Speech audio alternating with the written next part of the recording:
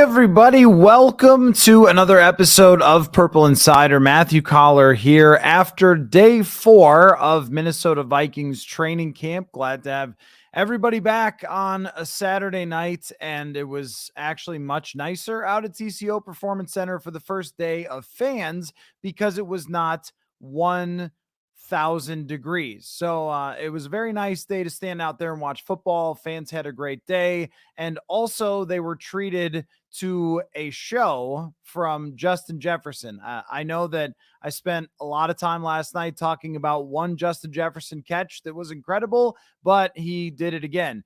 Jefferson just every year in camp seems to want to make it very clear who the best wide receiver in football is. And once again, this is one where I think the Vikings tweeted it out, but he started the day with one-on-ones against Andrew Booth Jr. Or was it, I think it was against the Caleb Evans, just going streak down the sideline, does a little slow up, then accelerates, catches the ball, goes for a touchdown, does the gritty in front of the fans. He's got shoes on with like 99s on them for Madden. So, I mean, Justin Jefferson just doing what Justin Jefferson does, being a star. And then he had another one where I think that was against Andrew Booth Jr., where he just ran right by him on a go route, caught it, would have been a touchdown. So those were a couple of the highlights of the day from him, but that's not surprising or really all that notable that Justin Jefferson is doing great things. It was more notable that Lewis Cine was doing some great things today. Had a couple of interceptions, some very nice plays on the football, but there's kind of different forms of camp interceptions. So there's like a 7-on-7 drill where it's just the quarterback and the wide receivers and then the cornerbacks and the linebackers, and they go out there. If you didn't know what 7-on-7 is, I assume you do if you're watching his football stream. But, okay, they're dropping back and throwing the ball and stuff. And it's very hard on the defenders, I think, to do the 7-on-7. There's no pressure on the quarterback. He can just drop back, set and throw. And I also think that there are more mistakes sometimes by the quarterbacks on 7-on-7 where it looks to me like they try to make a throw there. It's not like there's just a sack or they just check down. They kind of stick with it, try to make throws. Sometimes it results in interceptions, and I don't take them as seriously as big plays as the situational drills, because when they're doing the situational drills, that is much more intense. This is 11 on 11. They're pretending the clock is counting down from 1 minute or whatever, trying to go down the field and score. It's one of the last things they do each day at practice when they're at a high intensity practice. And so with the second team out there, because Lewis Cine is still with the second team, as far as I've seen, hasn't taken any first team reps on 11 on 11s, but Nick Mullen's playing quarterback. He throws a ball that Lewis Cine just spots, accelerates, jumps, intercepts. And it was also nice to see the way that the team reacted to Lewis Cine intercepting the pass. It seemed like a genuine excitement for him to make that play. At this point, they've got to know how much sort of maligned Lewis Cine has been, that a lot of people have been talking about him playing on the second team, his development, the first round pick, and the pressure that goes along with that. And it was the first time really since Lewis Cine got here that I felt like there was a real flash of excellence. That last year, everything was so slow. And I remember getting to the point midway through camp and saying, I don't think I've seen him make a play the entire training camp, like a pass breakup, make a play on the football. And with this year's camp, I mean, we're only a couple days in, but it's hard to say how much better he looks in terms of the meeting rooms, understanding the defense. When the pads come on, things will change and so forth. But you can say that at least based on today, there was several plays where he looked more confident and where you could see that athleticism. And it really stood out to me about Harrison Smith talking about how connecting the mental part with the physical part is where you maximize your speed. And it just looked like he did that on that play, where when you're not having to think through everything, should I be here? Is that the right route combination? Should I be accelerating toward the ball? Should I be dropping back? Whatever. If the more you think, it's kind of like, I'm sure a lot of you are casual golfers like myself. And the more you think your way through the backswing, like, okay, keep the elbow in, wait, the hand's supposed to be here, turn the hip, all that. And then you shank it into the woods because you're trying too much and you're not just swinging the golf club. And that play in particular, well, only one play for Lewis Cine was swinging the golf club. It was just grip it and rip it. That's a play where he sees the ball and goes and gets the ball. And I don't think that with Lewis Cine, it's ever been about a lack of potential or a lack of high end or physical ability, because you know how you guys have probably heard me talk before on the show about how somebody walks out there. And I know we joke about Josh Oliver and Juwan Williams being these huge people, but they walk out onto the field or they jog out, and you just look sort of the off the bus thing and go, well, that guy looks like a real NFL player. With Lewis Cine, it's that kind of way. The man just looks big. He looks physically impressive. He looks fast and fluid in his motions when he's warming up, but then you just never, or taking individual drills, but then you've just never really seen it come together.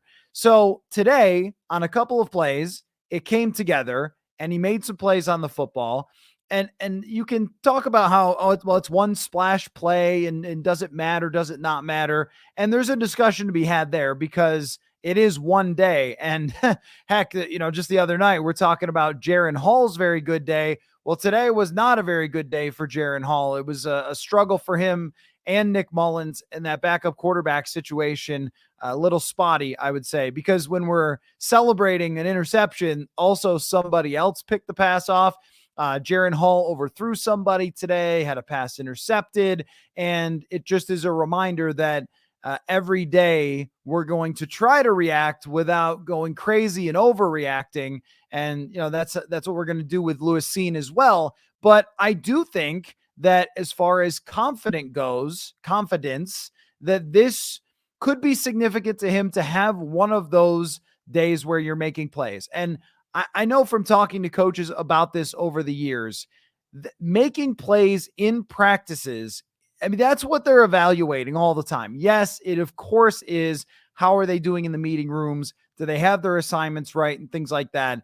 But also being a safety and being a defensive back is a lot of times about, making a game-changing play, getting an interception, forcing a fumble, getting a pass break up over the middle where you accelerate quickly or something like that.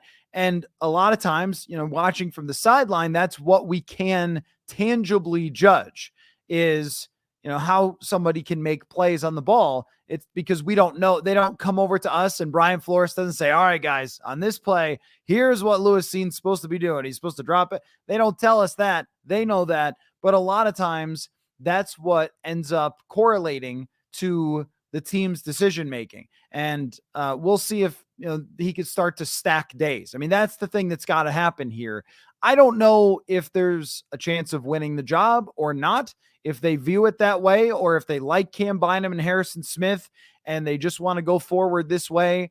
But I also think that we're going to have to be patient a little bit, I think, with Lewis Cine, in terms of saying it's over or saying it's a bust if he doesn't, make the starting lineup on day one, because things can change, injuries can happen. And we saw even over the last few years, there's been a few times where Harrison Smith has been out. Somebody else has to step up and come in.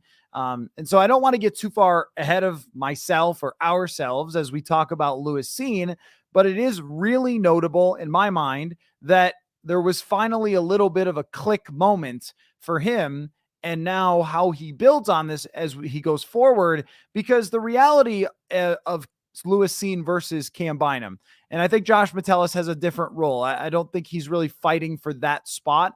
I think he's got more of a built-in role to the defense because Brian Flores likes him and sees a skill set there. So let's just talk about it in the way that it's like Cam Bynum or Lewis Cine.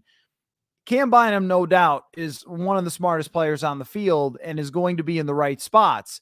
But if we're talking about which one of these guys can change a game, it's more likely Lewis Cine because of his physical skill.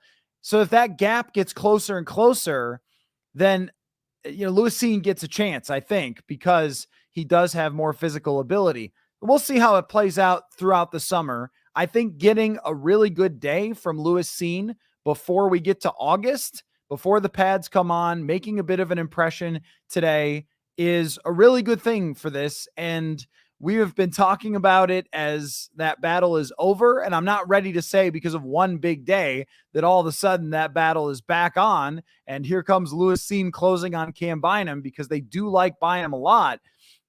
It's just that he's giving himself a chance by starting to make plays and by starting to read and react. And if he does that on the second team, maybe there will be a day in the not too distant future where we show up to practice and then it's splitting those first team reps. And even with last year, it was Jesse Davis and it was Chris Reed at right guard. And then all of a sudden it was Ed Ingram. Like, oh, okay. He's mixing in. And then here comes a preseason game. And do we have an actual battle with preseason games? And this plays into it. Will they just sit Cam Bynum and Josh Metellus in preseason games because they're the starters? Or will they use some of that as an evaluation tool? I'm really, really interested to see how that goes. Hunter says the safety room might be deep. Oh, yeah. I mean, it definitely is. I think Bynum can probably grow on what he did last year, though there's a ceiling there. Metellus, I was talking to Jordan Hicks today about Metellus, and I said, hey, it's really interesting to see a guy kind of go from, being on the special teams and not getting much opportunity to, kind of elevate his game. And he said, we've known about how good Josh Metellus is since last year. We've known that. And he said, he sort of looked right at me. He had sunglasses on, so I think he was looking right at me and just said, like, Metellus is going to be good, man. I was like, oh, okay. So that like everybody seems to be very high on Josh Metellus and where that's going. But I think that other position is, maybe less stable, and we'll see if Cine starts to get those first team reps at any point in training camp. But I can say for sure that if you make plays like that every day that are kind of a rare combination of speed and athleticism and quickness, then you're going to get more opportunities because the coaches cannot deny players who can make game-changing plays versus guys who are just capable of getting in the mix. And something stuck out to me that Brian Flores said just the other day. I asked him about Metellus and football IQ, and he was talking about how, it's great to have that football IQ, but he sort of said, I have great football IQ, but I couldn't play. So we have to consider that you got to be able to run and tackle and make plays and not just focus on, does a guy know the game? And I wondered if that was a little bit like, hey, it's not over with Lewis Cine. I don't know if that is what he was trying to tell me, but I kind of took it a little bit that way, that physical skill is still going to dominate in football. So don't entirely write off Lewis Cine yet. And we're going to need a Lewis Cine meter, I think, because the other day, who was it that we were talking with the other day? Somebody, maybe it was Will Raggets, where we were talking about like, what percentage are you that Lewis Cine's going to be the backup and not the starter? And it was like 95%. And so it was like all the way up here.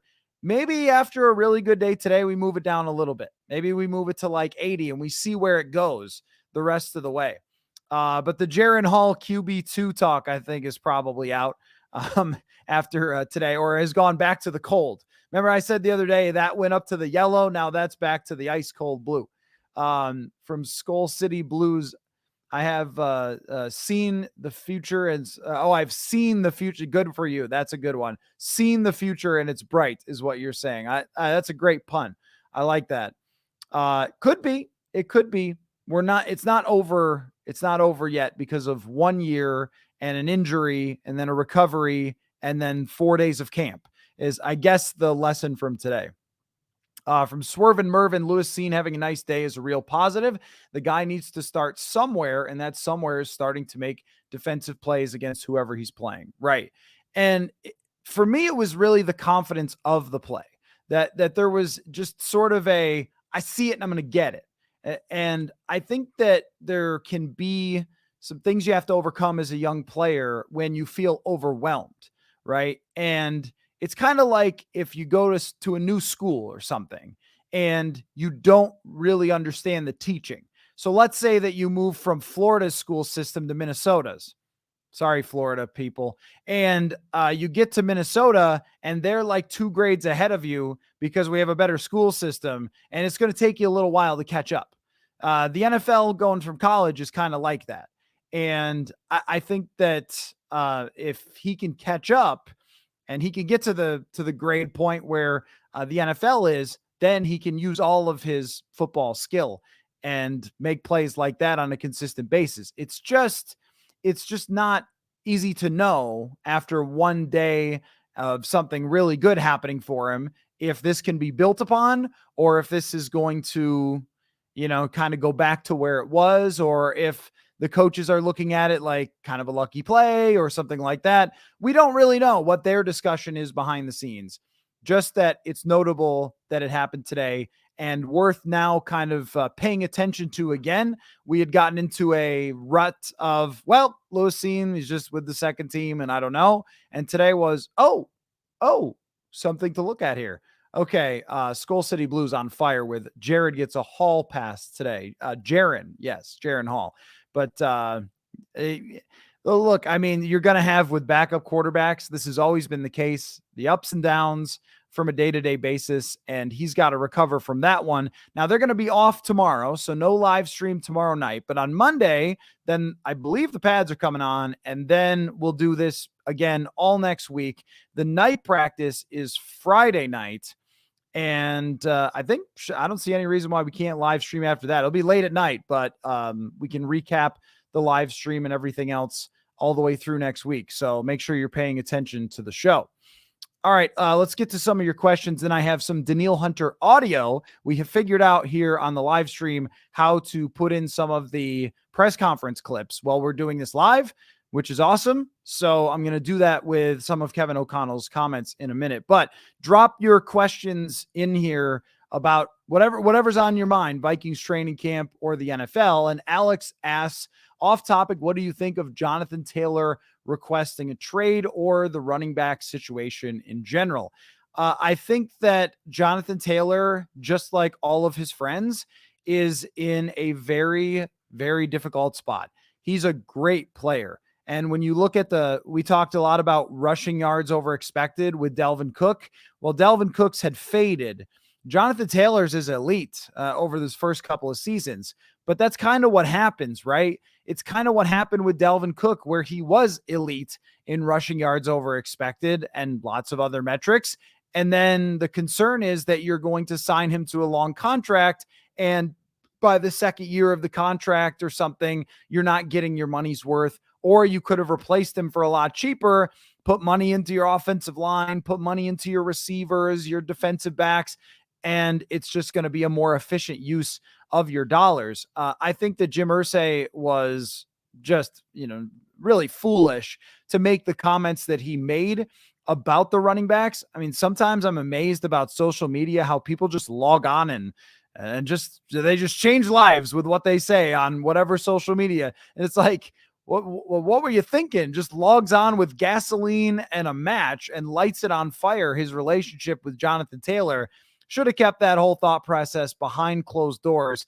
But I also understand that even though Jim Irsay is pretty unhinged, he's also got a point. I mean, that it's just not really an efficient use of the money. And one of the things is that these running backs at some point are going to have to prove everybody wrong.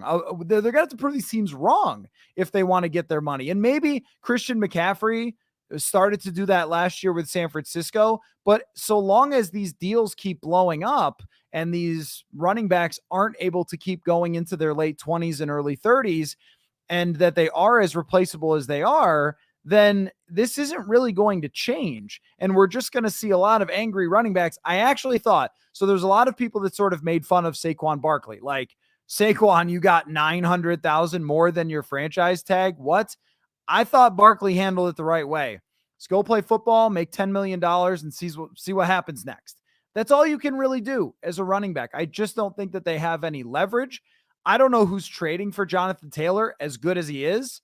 I did think wouldn't it be fun if the Wilfs were also unhinged and they just called up Kwesi and said, we want Jonathan Taylor for Danielle Hunter. Let's have the best offense in football or something. I mean, it wouldn't be a good move, but it would be fun and crazy. So sometimes I am jealous of those Colts reporters that have an absolutely wild owner who does whatever he wants. The Vikings don't have that. They have relatively well-grounded owners. I don't know. From a reporting purpose, the insane owner might be more fun. But anyway, the point just being that I don't know who is going to trade for Jonathan Taylor, because trading for Jonathan Taylor includes paying Jonathan Taylor. And I don't know who's doing that. I mean, I think that if you're a team that is really bad and you're searching for some relevancy, let's say you've had a tough couple of years and your fans are down on you, the media is down on you. If you could trade for Jonathan Taylor and get yourself over the edge, because as an aside, there is a difference between running backs don't matter, finger quotes, and like running backs don't matter. So the running backs don't matter finger quote thing is a much larger discussion about how dollars are spent and how replaceable they are and how they're not often in control of their fate. Okay. That's one thing. It's the offensive line. It's the scheme, the defenses that you play. These other things all are big factors. And there's luck as well. Somebody falls down instead of coming to tackle you, get an 80-yard touchdown. That happens one year, not the next year. And the point just being that a lot of guys in this world with good blocking can run for 4.5 to 5 yards. And there are very few, even historically, who are special year after year after year. Chris Johnson was a good example. He ran for 2,000 yards, and then the next year it's 700 yards less and never even approached that again. I mean, that happens so many times with these running backs, but running games matter. Running games are worth points. Running games are yards, improved situations. And I think that any coach, any Shanahan style or Kubiak style coach would tell you that if you can start at 2nd and 5, every one of those play action happy coaches would love 2nd and 5, 2nd and 4, 2nd and 3, play actions, bootlegs, handoffs for first downs. I mean, remember when Kevin Stefanski pushed the run button 10 straight times against Dallas and just beat their face in? There is no world where that's not going to be awesome. That is great. That's the easiest thing in the world, to just hand off and plow the other team over. You're controlling the ball. You're wearing them down. Having a great running game is really good for your offense, and it's worth a lot. And the Vikings last year saw the wrong side of that. I believe the expected points added was something like minus 27 points for the Vikings last year. And the best teams were gaining 30, 40 or more if you have a running quarterback. But among non-running quarterback teams, there's a 50 or 60 point gap based on running games. So it matters. And I think that that's a different conversation from saying we need to pay this guy because he's really good. So it's not smart to pay, Jonathan Taylor $15 to $20 million a year because he's good, because he might not stay good for a whole heck of a lot longer, if that makes sense. And I look around the league and go, well, who would be smart to trade for Jonathan Taylor? And I don't have a good answer, because this year, if you are that struggling team and you don't plan on being great, then you're just tanking for Caleb Williams, right? I mean, I don't know. Like, if we just, gosh, I'm going to look at the list of all NFL teams and see if I can come up with one. Hold on. I'm going to look at all on my phone. I'm going to look at all the teams. Is there any one team that needs Jonathan Taylor? I mean, because even you look at someone like New England, and Ramondre Stevenson will run for like 1,200 yards at 5 yards a clip. I mean, Las Vegas has Josh Jacobs. Pittsburgh, do they need a running back? I feel like Najee Harris is not good, but they already spent a first-round pick on him, which is part of the running backs don't matter thing, is Clyde Edwards-Helaire, Najee Harris. There's been a lot of running backs who just haven't been very good. So all the running backs that have tried to dig their heels in, Dalvin Cook, and now, Jonathan Taylor, Saquon Barkley, Josh Jacobs, it hasn't worked out for any of them. And I doubt this is going to go anywhere for those guys. But it's a weird situation, and I don't really understand why Jim Irsay has been saying the things that he's saying. But I mean, I think maybe him just being Jim Irsay would be the reason for that.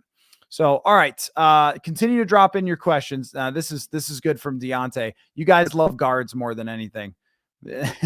Guards and kickers, you guys really can't get enough of. Danielle for Quentin Nelson intrigues me. Old Quentin Nelson, yes. I don't know about recent Quentin Nelson. It was a little bit of he got beat up quite a bit over the last couple of years. So got some press conference sound for you guys to see, or actually the video clip, if you're watching on YouTube, for you guys to listen to, from Kevin O'Connell, because he talked a lot about Danielle Hunter. And so Danielle Hunter is in the building, but we have not seen him. We haven't seen him lifting weights. We haven't seen him even just like walking around. So how long he's in the building every day is certainly a question. And I had a discussion with Kevin Seifert. If you guys want to go hear that one, that's just on the podcast feed from ESPN, where we discussed this a little bit more. So if you're not downloading the podcast version, there's more stuff over there as well. But here's what Kevin O'Connell had to say about what Danielle Hunter is doing. He's got a schedule. I'm not going to get really into the details. That's kind of part of that daily dialogue between him and I, making sure that whether it's physical or above the neck, and just trying to get himself prepared, as things, we continue to kind of work towards that positive outcome, positive solution, which, like I said, having him hopefully in 99 in purple would be, my choice on that. I don't think there's anything that Kevin O'Connell can really say continually, other than just, I love Danielle Hunter. Everyone loves Danielle Hunter. We want Danielle Hunter. But O'Connell, the line that he has to walk a little bit is sounding like there's pressure on Kwesi Adolfo-Mensah to get a deal. And I think that, since we've been talking a lot meter-wise, that I was very much dead set on 50-50 right down the middle. This one could go either way. And tell me what you guys think about this as well in the comments. Give me a percentage in the comments about what you think the chances are Hunter gets traded, because I think I just moved to 60% he gets traded. It feels like that is gaining. The Jeremy Fowler report, the fact that nothing has happened yet. He's not even out there warming up or doing anything, going through individual drills, which is what we saw from Dalvin Cook in 2020 when his negotiations are going on. I mean, TJ Hawkins is just out there day after day, just balling out. And, Danielle Hunter is either inside throwing a tennis ball up against the wall, or he's just comes in, punches the clock, punches right back out. Like the Abe Simpson GIF where he walks in, takes his hat off, puts his hat back on, walks out. Like, that's Danielle Hunter every day. And when does this get resolved? I think it still could be some time. It just doesn't feel like there's any momentum toward it getting closer.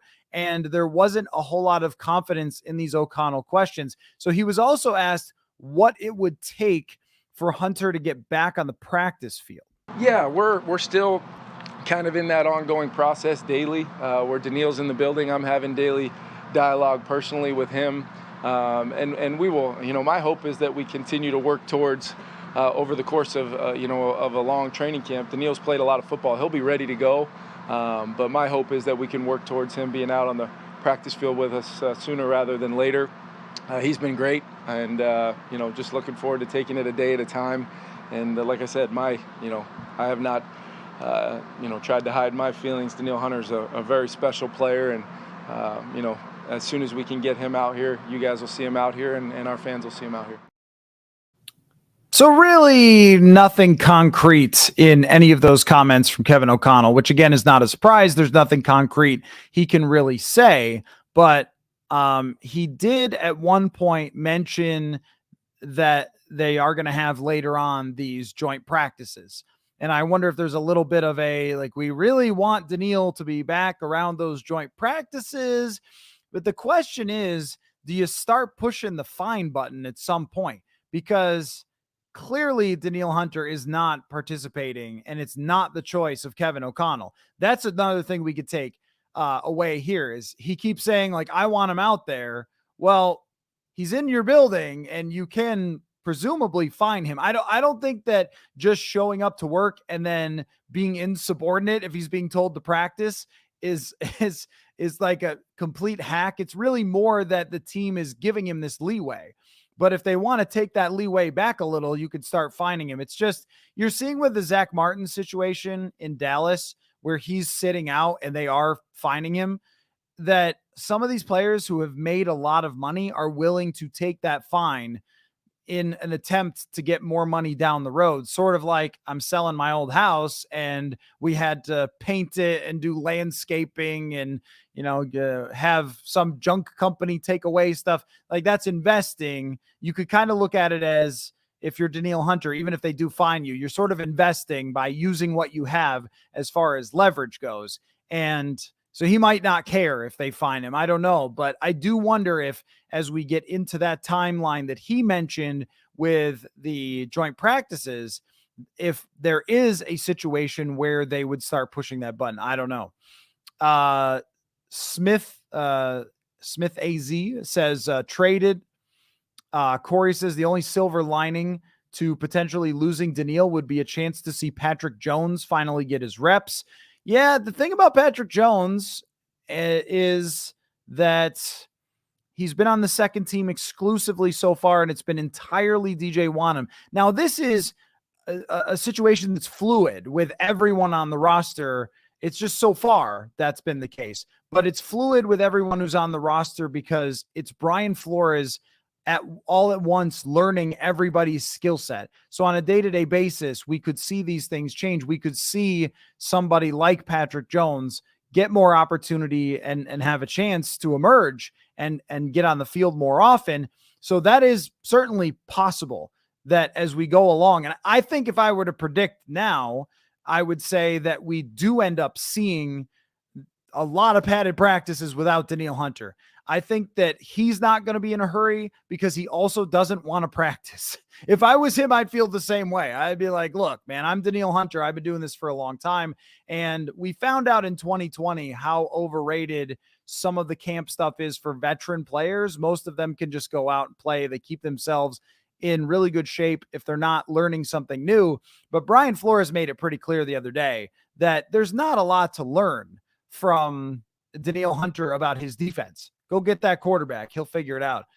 Jeffrey says 60% traded seems about right.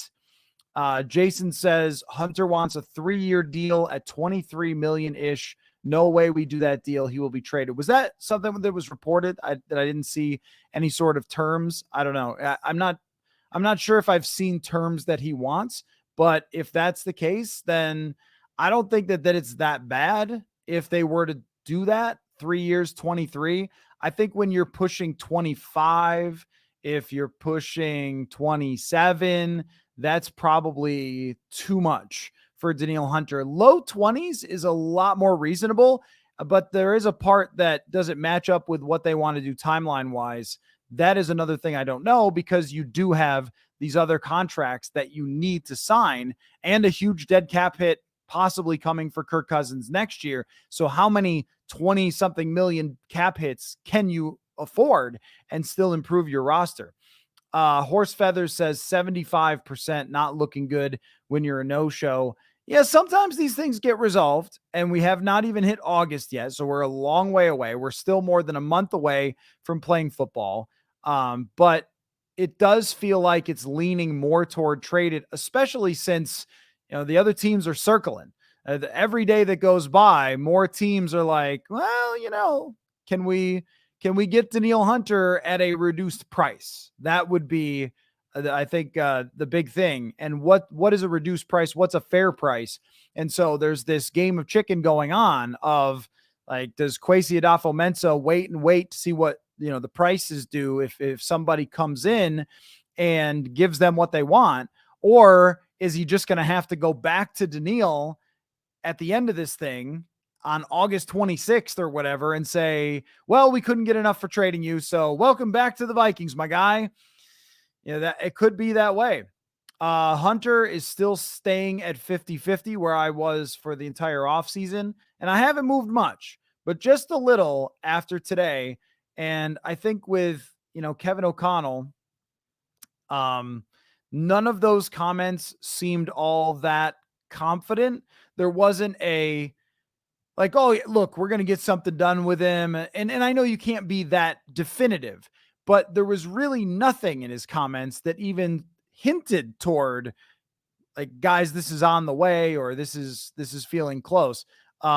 He was asked if Hunter would practice without a contract, and here's what he said. Totally, part of that day-to-day dialogue, and as we, truly ramp up, towards those joint practices, and with a mindset on, preseason games are one thing, but we've really put together a schedule that systematically will prepare our team for September 10th, and that's been part of our dialogue, and just a day-to-day process that will play out, hopefully sooner rather than later. Okay, from I Shot You 99. From your experience, how much does training camp performance actually translate to future in-game playing time? Players have impressed in camp but end up disappearing. Is it all just 50-50? No, I wouldn't say it's all 50-50. I would say that we do get is fooled the right way to put it, or maybe somebody's training camp does not translate and you go, man, that guy had a really good camp and then it never happened for him. And, he had all this momentum or buzz. But I think that it's much more than 50-50. It's probably more like 70-30. Because what that means, if you've got camp buzz, what it usually means is, and there's levels to this, is there camp buzz for the number 6 wide receiver based on some highlight plays that you saw on Twitter? Or is it camp buzz of players, coaches, so forth? And I'll give you 2 ends of the spectrum here. In 2017, I was talking to Terrence Newman and I asked him about Dalvin Cook. I said, hey, what do you think of Dalvin Cook, by the way? And he said, look, I know a special football player when I see one. Okay. This guy is something different. I collided with him out there and he hit me with a power that I have not been hit with in a long time. And in a training camp practice or whatever. And like, trust me, this guy is special. I was like, oh, wow. And then immediately he was special. So that's a fairly high draft pick who shows it right away in training camp, impresses everybody, wins the job, and then turns into a great player. That happens a lot. If it's somebody, like Justin Jefferson, if he had had a full training camp in 2020, probably by the end of it, we would know what was going on, right? That's the only reason that there wasn't as much buzz with him. But if there's a reason to think it, if like he was a high draft pick or something like that, and everybody's talking about it, if guys unprompted are talking about it, but a lot of times if it's not going well, there will be, well, he just needs to keep working on it or something, like not something negative, but something that hints at, I don't know if it's going as well as they want it to. And then there's the bottom roster guys that like your T.Y. McGill, who has a great preseason game or something, and he just wasn't ever really in their plans. Alexander Hollins is another one. He had a great training camp. He wasn't really an NFL caliber wide receiver, and they just cut him and whatever else. It never turned out. But I think that if it's a player that's expected to be somebody on the team and everyone's buzzing about him in camp, more often than not like 100-0, but 70-30, that player is good. So like Josh Metellus is a good example. With the way everyone's talking about Josh Metellus, if you were asking me to bet, does he have a good season or not? I would say probably yes, because they're seeing him all the time and they're talking about him and they know what they're looking for, the coaching staff and the other players, and they're bringing him up unprompted and, giving him opportunity and so forth. And so something like that, and we've got some hints and that kind of thing already. Somebody like that you would put a bet on with their training camp buzz versus maybe there's a third teamer who gets some picks or has a good preseason game. And then, maybe not so much. So anyway, let's keep carrying on here with your questions. Kirk could play himself into another deal. He does that. Smith AZ says, it's possible. It is possible. And you are right that he definitely has done that throughout his career. But also another team already in his career said, okay, we're going to let it all play out. We're just going to let it all play out. And we're going to, hit free agency and go from there. He already did that in Washington. And that's how he ended up here. I don't think he's afraid of that outcome. I really don't. And he said that straight out in his first press conference, that he's gone through this a lot of times. He always looks at it year to year. And I believe him that he always looks at it year to year and he's okay with it at the end. But there's always this thing, I think, pinging in the back of the Vikings mind, which maybe will change. I don't know. That, like, who's next? Who will be the quarterback then? But I look at what the Raiders did, and the front half of what the Raiders did is probably smart. The back half of what the Raiders did is probably not smart. So the Raiders moved on from Derek Carr, but then they could have been the team that traded up for the number 1 pick and should have done it, and they didn't. And I look at Atlanta as probably the same way. That Atlanta had a quarterback for a long time. They decided to move on from him in Matt Ryan. Like, this is the right time to move on. And the back half of it was not a good decision to stick with Desmond Ridder, but they were in position. And I think that the Vikings can do that too, that they don't have to be terrified of moving on from Kirk Cousins. And I think that what Kwesi Adolfo-Mensah has shown with a lot of these guys is it's not like Rick Spielman and Mike Zimmer, who were always afraid to move on from older players. They were always a year too late and not a year early when it came to moving on from certain guys. So I think I think as of this moment that they will play it out this year and then move on from Cousins, but that's another percentage meter that could change at any time. Rob Pal says 70% trade if we can get a second and a fourth. I am good with it. I am completely on board with exactly that. A second and a fourth to me is right on for what the price should be. If it's less than that, then it's a little bit of a problem and it's going to look like Kwesi got robbed. If it's more than that, I think it's a win. And I think that if they pay less than 25 mil a year and decide to keep him, most people will view that as a win as well. Ron says when Favre was here, he didn't participate in camp and didn't miss a beat in a game. In 2010, yes, 2009, no. But the thing is that, with Danielle Hunter, as it applies to him, and this is why I kind of talked about it, like, let's see how this plays out and be patient with Hunter, is the deadline isn't like today or tomorrow for Hunter. It's not like he's going to need a month ramp up. Usually for a quarterback, they do need time. But if it's not like he's going to need a month to get ready for football. I imagine the guy is still very big and still very fast and still very good. And what's he need? 3 weeks, 2 weeks? Like, Yannick Ngakoue was not practicing, got traded here on August 30th, played, I think, half the game in week 1 and then the whole game in week 2.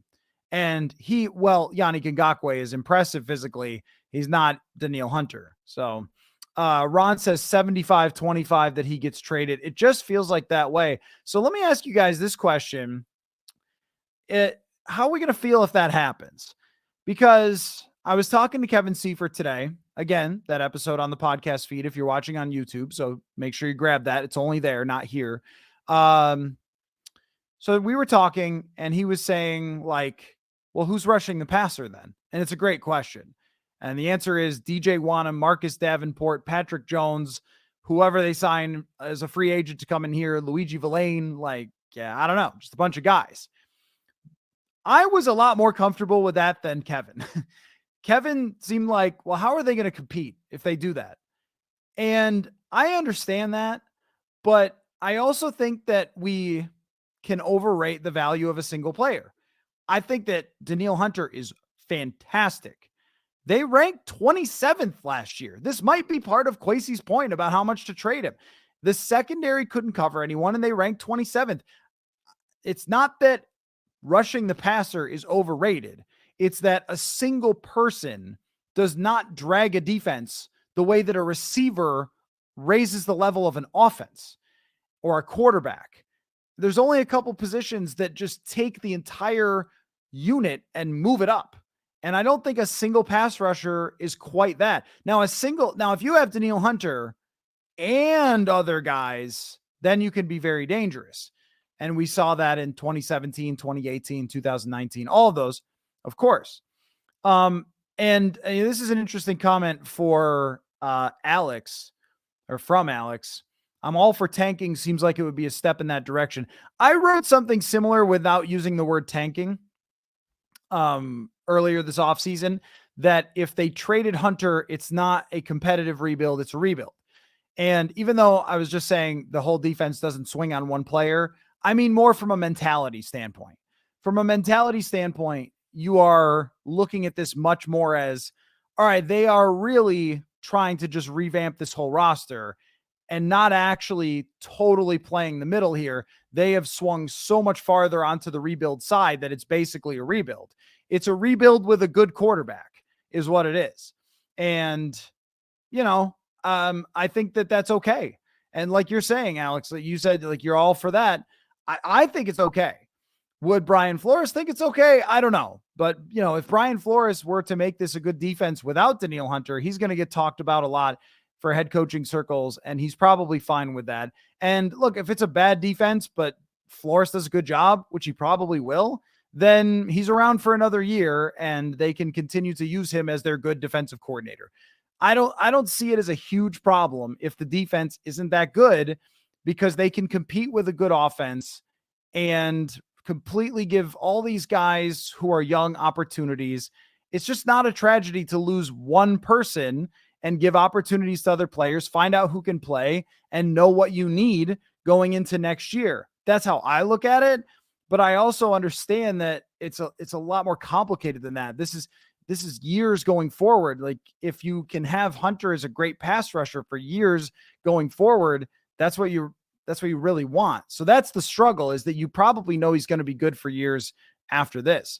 Alexander says, would you trade Hunter to the Bears for one of their first round picks? I'd say yes. Trust your tackles to battle him and hope he helps you trade up for a quarterback.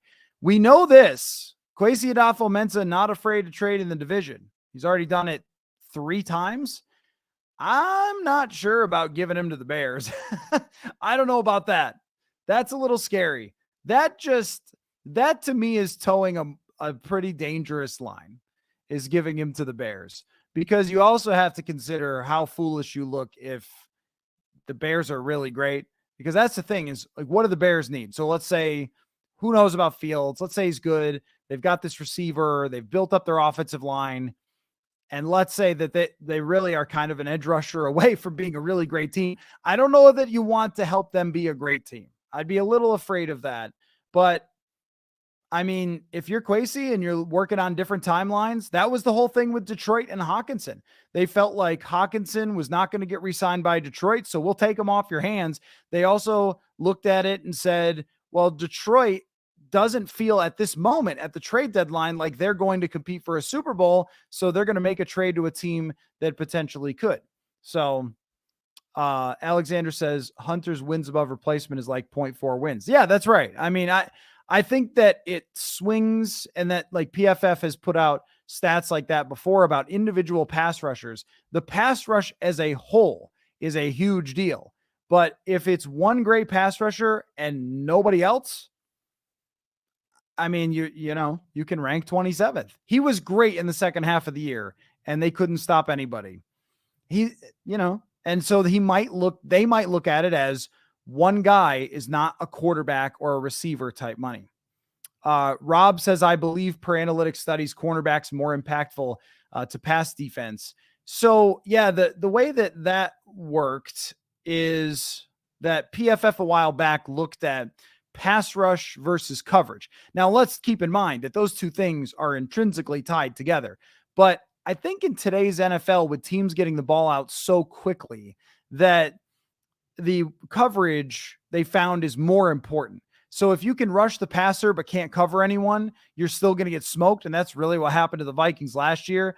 But if you can cover really well, your pass rush doesn't have to be as good. And part of it is, coverage, sacks. And so you could go back and forth all day. But I tend to think that one pass rusher, if you pay him that much money, you have to know that he's going to be that good for years to come. And that's a big part of the evaluation. If you make Danielle Hunter a top 3 paid pass rusher, you got to be sure that for the next 3 years in that contract, he is going to be a top 5 guy And, with his injury history, I don't know. Like I'm sure they're trying to project it.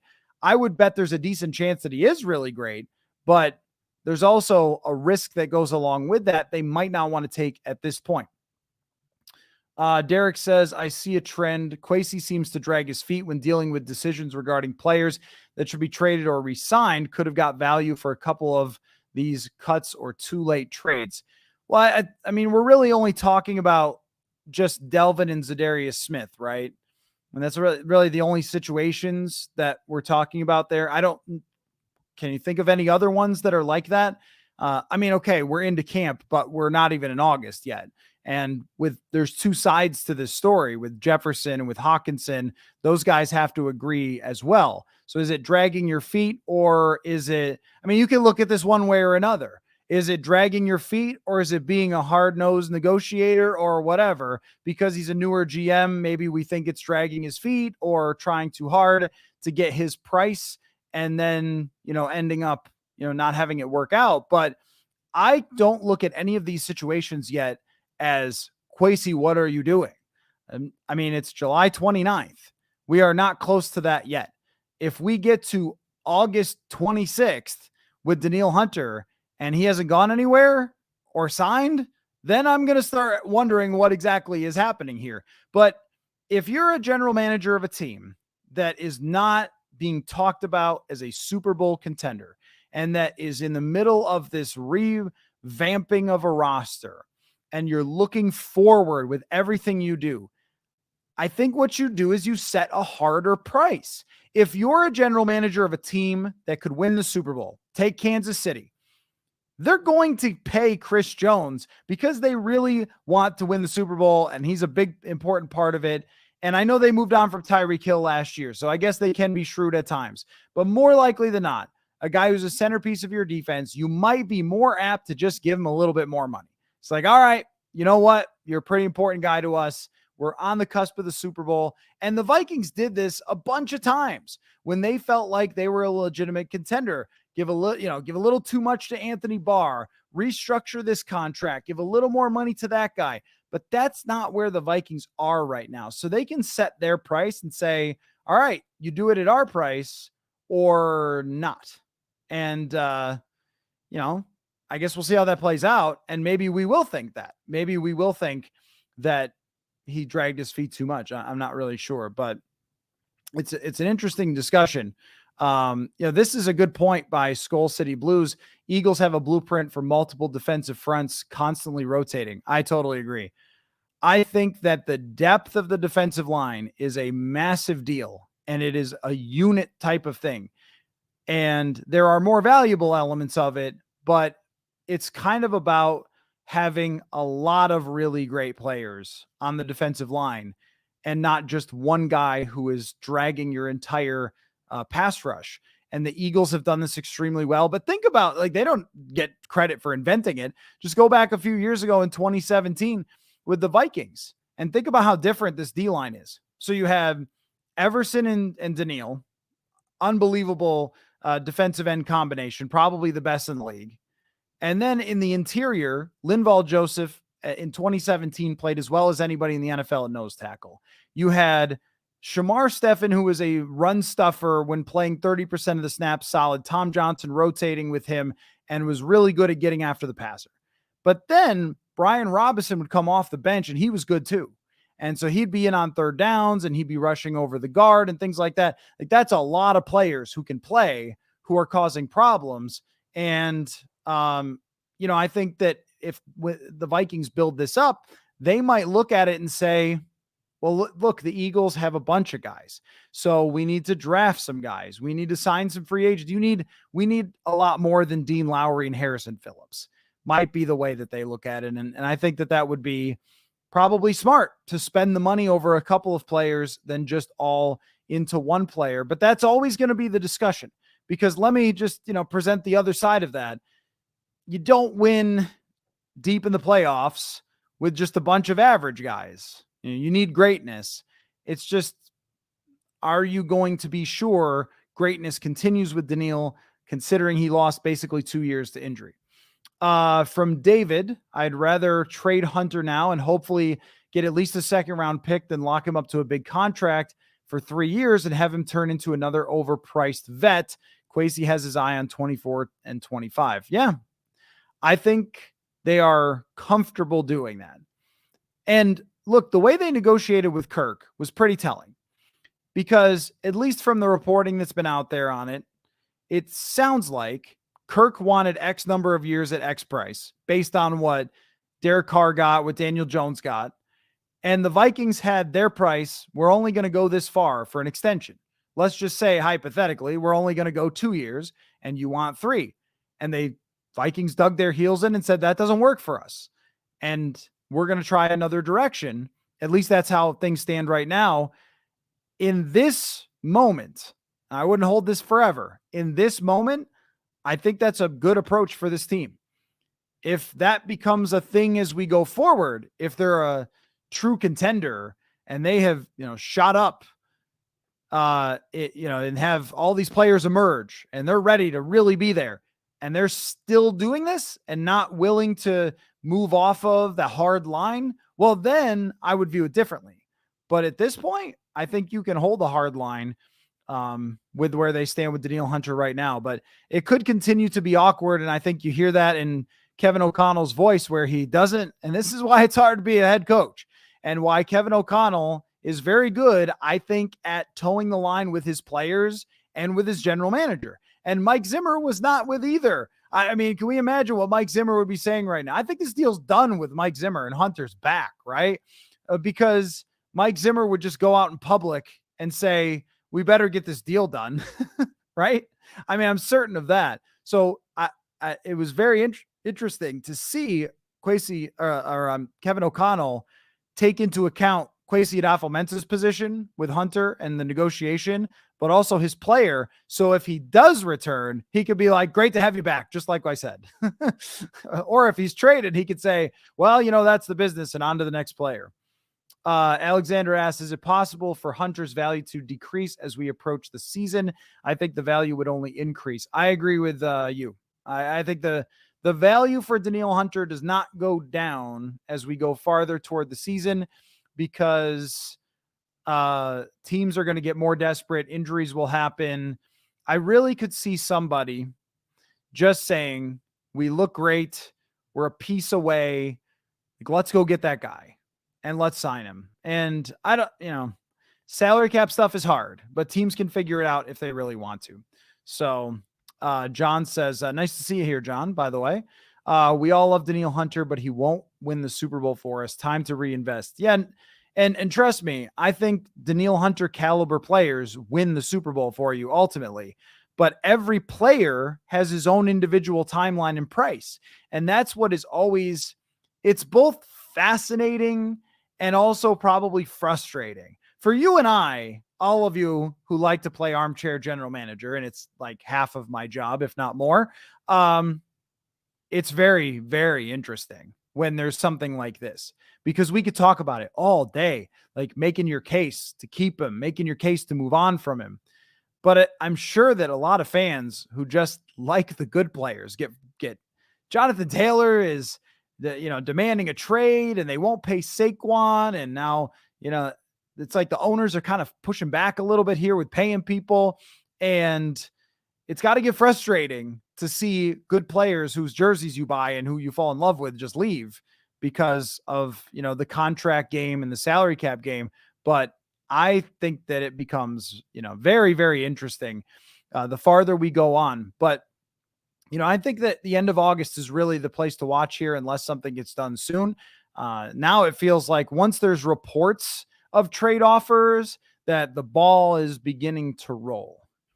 Alex says any move that pushes the team toward moving on from Kirk is a good thing. Well, I tend to feel the same way, and it's all about what trying to predict the future, as Mike Zimmer said. And I'm going to get together with Ben Gessling from the Star Tribune and do another episode for longtime listeners, the crystal ball episodes every year, where we try to look into our crystal ball and make predictions, and based on what we're seeing in camp and the off season and everything else. And everything is like that for the general manager. It's about making your predictions. What are you seeing in the future? Are you seeing Kirk Cousins get better in the future? No. Are you seeing him get more expensive? Yes. And so if they do move on, like that seems smart. But the future in the crystal ball is very unclear at who the other quarterbacks are going to be that are available, including in the draft. Let's see. Old and slow, same, by the way, says I'd trade Hunter unless it's an incentive laden contract due to his injuries, which I doubt his agents would do. Yep, totally agree. Yeah, totally agree. The thing is that the contract we could see Danielle Hunter signing that all of us would be comfortable with is one that his side, it just doesn't seem like it's going to be comfortable with. Like if you told me 4 years, $20 million per year, $22 million per year, and whatever number is guaranteed, they could probably get out after 3 if they need to. I think I would say, okay, push some of the money into this year, reasonable cap hits for the first 3 years, a restructure possibility after that. Now you've got my attention. But if it's 24, 25 plus, that's not splitting hairs at that point. Like that's another player. That's another 2 players that you can sign in free agency to be final pieces of the puzzle. And that's why this front office game is so tricky. Let's see, from Jeffrey. Agreed that as we get closer, the temptation to make a splash, if you think you're a Super Bowl candidate, will be overwhelming. As you pointed out, defensive ends don't need much practice. Yeah, I think so. I think that there will be teams who start to get very excited, or as Mike Zimmer once said, high on their oats. If they get very high on their oats at some point and they think like, okay, we can do this. We can be a great team. We just need that one guy. And then they call up their GM and say, hey, let's go. Let's make this trade for Danielle Hunter. You could definitely see it. Alexander, what are your thoughts on Jonathan Taylor requesting a trade after his owner's comments? I feel bad for Jonathan Taylor and all running backs that they are in a winless position, a position they cannot win, that they're not going to get paid more. The owners will dig in their heels. Look, if the owners can blackball a guy, the owners cannot pay running backs. They always win these things, almost 100% of the time. If they could force Lamar Jackson back to the Ravens, they have the power here. And what teams are willing to pay for is what something is worth. That's the market.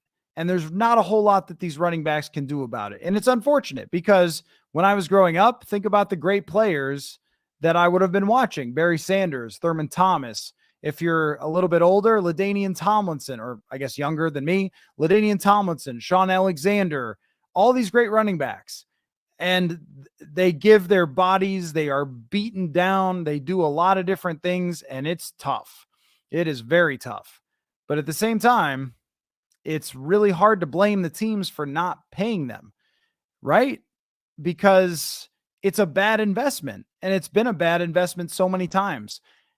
I would say this, though, that Jonathan Taylor is probably still good.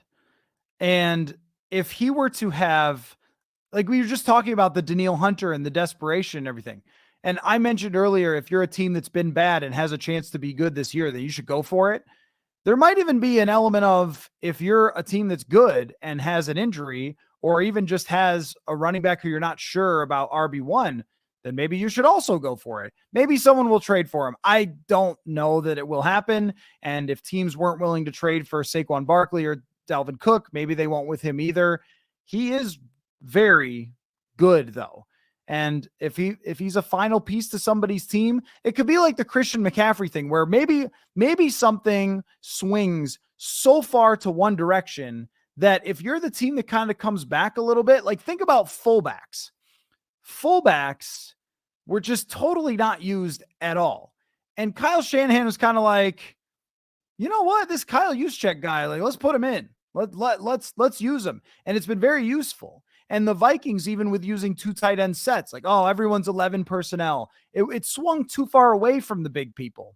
So now, or at least with Kubiak, and then the Vikings are trying to do some of this with Josh Oliver, but with Gary Kubiak and with Shanahan, they started to kind of bring the big people back. And they had some success with it. And so did the Ravens, and so did the Vikings. And so there's a little bit of like, oh, don't use those guys, they're not efficient or whatever. Well, broadly it might be true, but for a certain situation it might not be. And the Christian McCaffrey trade for the 49ers, at least as of this moment, it worked. Now, long term, is it the smartest thing? I don't know, but they're a Super Bowl contender. So it worked. And they kind of went the other way. And maybe if there's a team that does the same thing with Jonathan Taylor, but the problem is those guys get hurt so much. 49ers lucked out with Christian McCaffrey, but if you trade a second round pick or something for Jonathan Taylor and he gets hurt, yeesh. I mean, that's pretty tough. So let's see. From David, why would another team sign Hunter to a contract the Vikings wouldn't? Well, they might be in a different timeline. Every team has a different timeline, all 32 teams. And if you went to their fans, I bet their fans could tell you what it is. Their fans could categorize their teams as we are nowhere close in rebuilding completely. We are on our way up. We are in our winning window, or we are on our way down after a winning window. And those are the only places these teams are. There's a couple of those places where they would want Danielle Hunter and to sign him to have him for multiple years, specifically in we are in our winning window, or we're about to get to our winning window. I think the Vikings are on the other side where they just were in their winning window and they're trying to get back to the upside. That's why you don't sign Danielle Hunter, is because you're in the one place where you don't want to sign a player like that. That's why. From Hunter, do you think in the somewhat near future we could see the death of the running back position because no one is willing to play it? Absolutely not. No way. Nope. I mean, if you're, and I'm sure we will see this or hear stories of this, if you're a parent of a running back and your kid's really good, your kid has no chance to make the NFL. I promise you, none whatsoever. Zero. The literal odds of your child making the NFL are like 0.0001%. And if you're a great running back, though, in high school, you're dominant, you're a prospect, even you're a star recruit, you can get an education for free and NIL money and have a pretty good college experience as a running back. And then whatever happens, happens after that. Saquon Barkley is in a tough spot, but he's making $10 million. I mean, there's still money to be had, a pro career to be had. I don't think that people will just stop playing running back. And here's the other thing too. A lot of people can't catch a football. So all this whole thing of, oh, we'll just move all the running backs to receivers. What? Running routes and catching the ball is not just something anybody can do. Have you watched college football? Half the receivers can't catch the football. You think that all these running backs are just going to do it? There's always going to be great athletes, great skill players who play in the backfield from the time they're little kids. They get the ball in their hands. That's where you get the ball in your hands most as a kid, and then develop into great running backs. And they'll make a lot of money on first contracts, endorsements, NILs. And it's just going to be a reality that you're not going to have a long career. But it would almost be like saying, like, no one's going to play tennis because, you know, if you're not Serena Williams, you can't make a lot of money on the pro tour. Well, you're not making the pro tour. Most people aren't. So no, I don't think we're going to see the death of the running back position or anybody stop playing it or anything else. And if all 32 running backs held out and said, we're not doing it, we're not playing, we want our own CBA, the NFL would go find 32 more dudes who could play and out of the XFL or USFL, and they'd probably be pretty good. And then the running backs would realize that they were as replaceable as they thought. Not that anyone can do it. It's just that, you know, there's a bevy of players who can. And so I don't think there's any real answer to this thing. Let's see. Alex says the market is highly constrained. College players can't enter the draft until a certain point. Rookie contracts are regulated. A free market would let running backs get paid when their value is highest. Oh yeah, this isn't a free market. No, it's not. It's the market as it exists. But free, absolutely not. I mean, this right here, it's not from a player's perspective, considering the value of the National Football League, what it's worth, what these players get paid. It's not a great CBA. What rookie players are worth, I mean, really what a rookie contract should be, logically, would be a rookie comes in and signs the deal that Sam Bradford signed, because that's what the interest. Well, if we were doing free market, there's no draft, and you would just sign a guy to whatever you could sign him for. And that's how it would work. They would just all be available after college, and then everyone would sign him, and there would be an NFL signing day, and it would be like, wow, Andrew Luck gets a $200 million contract as a rookie. That would be if it was a completely fair and free market. But it's not. I mean, it's really set up to, especially rookie quarterbacks. Imagine how much money Joe Burrow should have already based on his performance, or Josh Allen or Patrick Mahomes based on just their performance alone.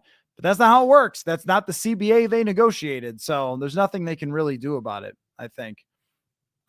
Anyway, being an outstanding receiver is why Christian McCaffrey is making $16 million. That's how you get paid. And that, that's the thing, David, is that is true. But there's only probably 2 guys who have been, I mean, maybe there could be a handful more, who have been real impact players in the last 25 years as receivers and running backs: Marshall Faulk and Christian McCaffrey. There have been others that like catch the ball out of the backfield on screens and stuff, but actually going down the field running routes. But I do think that they should, like, running backs, and Bijan Robinson was running routes today, and there was, tweets out there and stuff. I do think running backs should make that a focus of their development, because that could get them a little bit more if you're already there, if you're like that pro type of level. I mean, this is an interesting solution from Skull City Blues. Running backs should be allowed to come out after their sophomore year in college.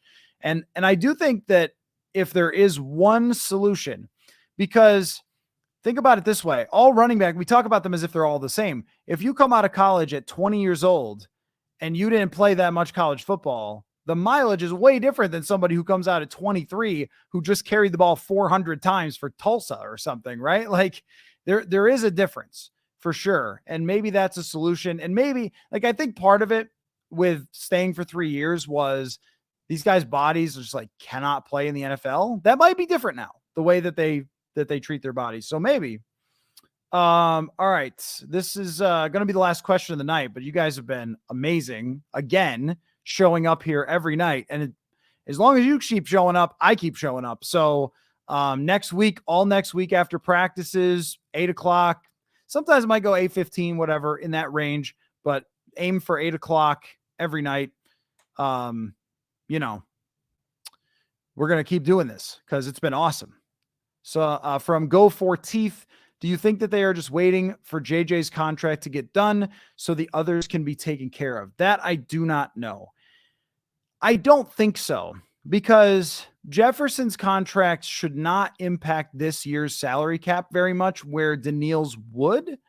I would think that the most pressing situation is Danielle, and then maybe the other ones can happen.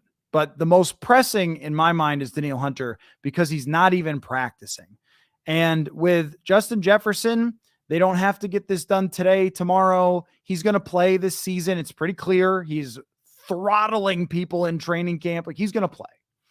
And so if he doesn't have a contract, he's also under contract next year. That's an important note as well, that they've picked up the 5th-year option. Jefferson, if he really wanted to press his luck, he could try holdouts, hold ins, hold left, hold right, whatever. He could try that. But it's really, in this situation, the 4th year with the 5th-year option already picked up, you don't have a whole lot of leverage, and the team could just sort of shrug their shoulders at you. So he's in a very different situation than Danielle Hunter, where Hunter is not playing on this deal, period. Hockenson and Jefferson, they are going to play on their deals. So there's a little less pressure to do it right away. But I think overall, though, there's pressure on everybody. It's just that Danielle is by far the most pressing. So all right. Now, last question, I promise. And you guys keep throwing great questions. Have you noticed, this from Alex, have you noticed the Vikings spending more time improving the screen game thus far? I think they will, but not so far. It's only 4 days in. They haven't done they are running some screen stuff, but they haven't been in the pads yet. And they haven't done these long sections of 11 on 11s. It's been a little more sporadic. But when they really get rolling in practice, it'll just be like 11 on 11s for most of the practice. And that's where you start to see things develop. I do think, though, to your point, they need to be much better in terms of the screen game. So anyway, what a great night of football discussion. You guys are the best. Thank you so much for showing up here every night this week. And I was only planning to do this every once in a while, but now I'm going to do it all the time because you guys are great. And I really enjoy chatting with you about Vikings camp. So Monday night will be the next one. And then all next week, we will do it as well. So thanks so much, guys. Football, Hunter, thank you. We're going to end on that. Football. Appreciate it very much. We'll talk again soon. Take care, guys.